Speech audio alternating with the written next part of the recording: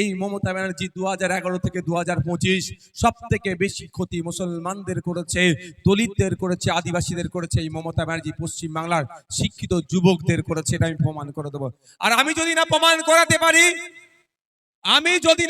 করাতে পারি, আমাকে যদি তৃণমূলের ঝান্ডাটা ধরাতে বলে মমতা ব্যানার্জি, আমি হাসতে হাসতে ধরে নেব আমি যদি ভুল হয়।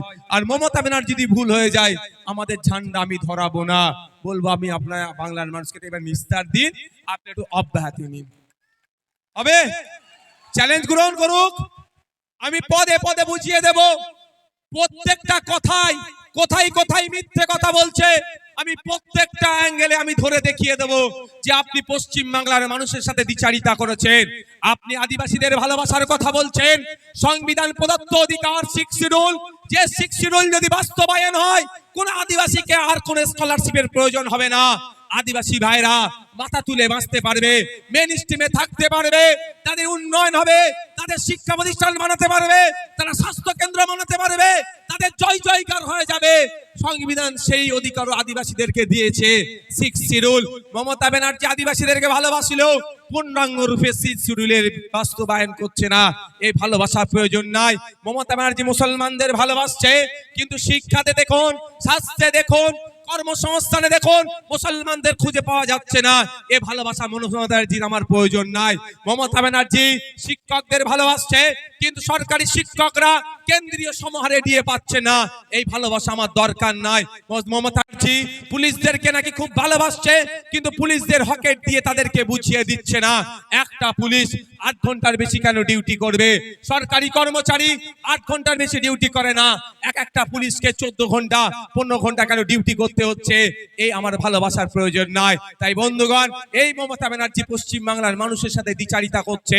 আর এই দ্বিচারিতা যাতে না ধরতে পারেন, এই দ্বিচারিতা থাকার পরেও যাতে না আপনি অন্য জায়গায় অপশন থাকে, সেই জন্য মমতা ব্যানার্জি বিজেপিকে ডেকে নিয়ে এসে আপনার সামনে দাঁড় করিয়ে দিচ্ছে। আমরা যখন রাজনৈতিকভাবে মমতা ব্যানার্জির এই দ্বিচারিতা, বিজেপির এই সাম্প্রদায়িকতার বিরুদ্ধে কথা বলছি, এদের অন্যায়ের বিরুদ্ধে যখন আমরা দাঁড়িয়ে আছি, তখন আমাদেরকে ভুল বোঝানোর জন্য, আমাদের সম্পর্কে মিথ্যাচার করার জন্য বলা হচ্ছে যে আইএসএফ নাকি ভোট কেটে বিজেপিকে নিয়ে আসবে। এটার ওষুধ আমি আজকে দিয়ে যেতে চাই, শুনবেন আপনারা? আর একবার তাহলে হাত তুলুন তো যারা শুনতে চাইছেন, দূরে যারা শুনতে চাইছেন হাত তুলুন তো। মমতা ব্যানার্জির এই ওষুধটা আমি দিতে চাই। কি ওষুধ? মমতা ব্যানার্জির দলের লোকেরা আমাদের নামে মিথ্যাচার করে, কি বলে? ভোট কেটে নাকি বিজেপিকে নিয়ে আসবে। আমি আপনাদের এখানে বসিরহাট উত্তর বিধানসভায় এসে আমি কথা দিয়ে যাচ্ছি, মমতা ব্যানার্জিকে রেডি করুন। পীরজাদা আব্বাস সিদ্দিকী রেডি আছে, একটা এগ্রিমেন্ট পেপারে সই হবে। সইটা কি হবে একটু দাঁড়ান, শুনে নিন আগে, তারপরে তালি দেবেন।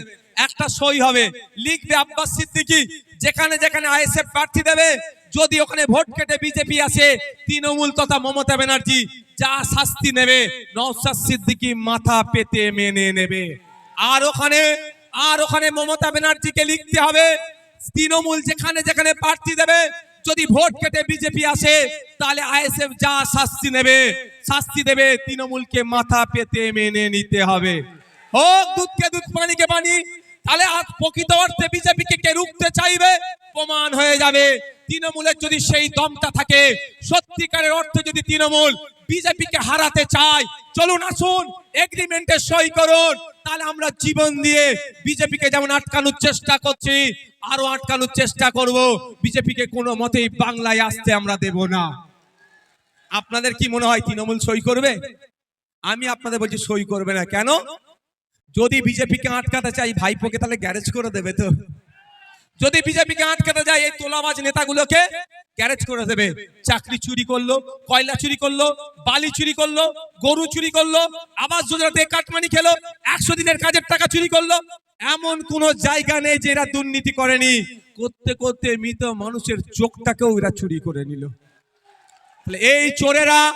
এই চোরেরা বাঁচার জন্য বিজেপিকে পশ্চিম বাংলায় আস্তে আস্তে জায়গা করে দিচ্ছে।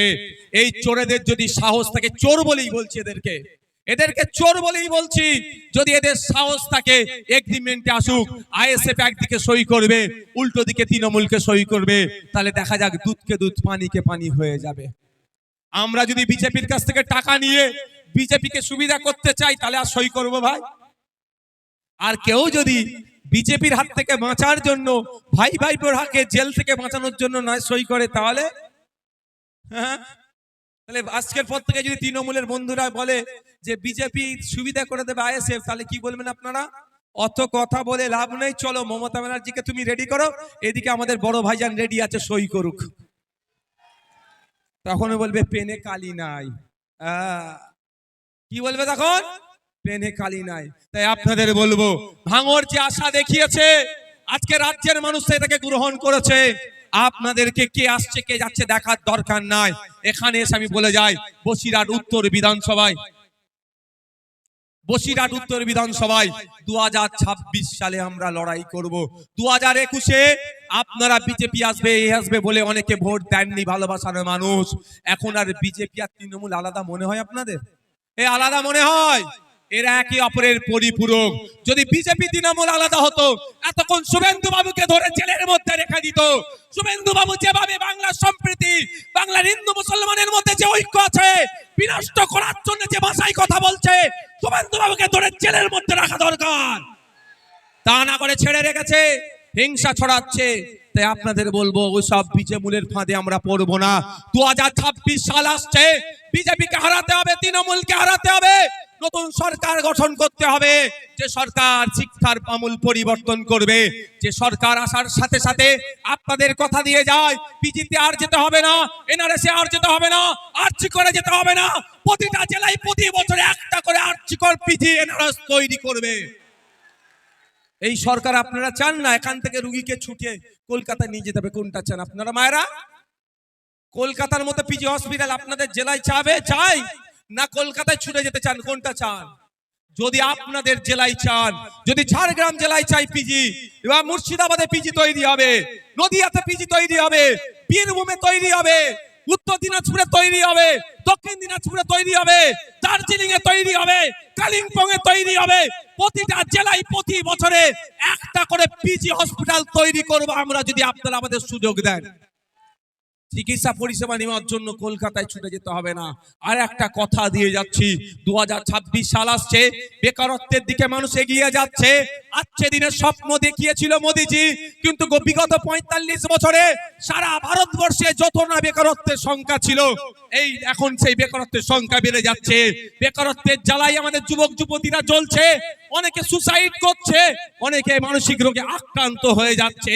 আমি আপনাদের কথা দিয়ে যাই, আপনারা যদি 2026 সালে আমাদেরকে সরকারে আসতে সহযোগিতা করেন, ওয়ান ফ্যামিলি ওয়ান জবের ব্যবস্থা করব, প্রতিটা বাড়ি থেকে একজন সদস্যকে চাকরির ব্যবস্থা আমরা করে দেব। কোনো অসুবিধা হবে? সরকার কেন, কিসের জন্য সরকার? আপনার দুর্দশাকে ঘোচাবে, আপনাকে একটু ভালো থাকতে দেবে, এই জন্য সরকার।